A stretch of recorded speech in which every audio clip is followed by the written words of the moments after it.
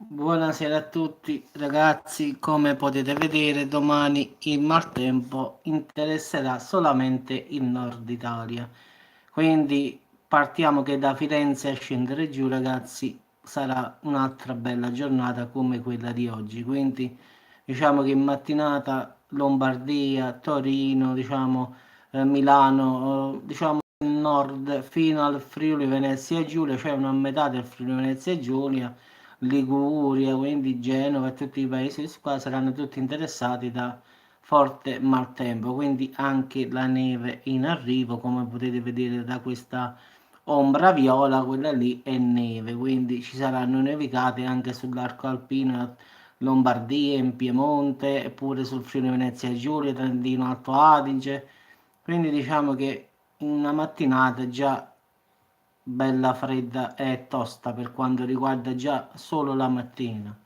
Poi nel pomeriggio non è che cambia chissà che, ragazzi, poi alla fine rimane ancora stabile, quindi si allarga un po' di più e quindi Lombardia, Piemonte, Liguria, tranne che Friuli Venezia Giulia nel pomeriggio, diciamo che è ancora bello pulito, diciamo, secondo me si può salvare il Friuli Venezia Giulia domani, quindi sarà più una cosa Lombardia e Piemonte, un po' di Reggio Emilia, ma non di più.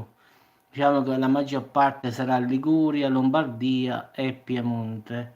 Poi per la sera, ragazzi, incomincia anche su un po' sul Friuli Venezia Giulia, però in maniera diciamo nuvolosa, non proprio diciamo forte. Invece sopra il Friuli Venezia Giulia, il Trentino Alto Adige, ma su tutta diciamo le Alpi, Prealpi, sia lombarde che piemontesi, Friuli Venezia Giulia, Trentina ci sarà la neve perché vedete è proprio un cerchio viola qui.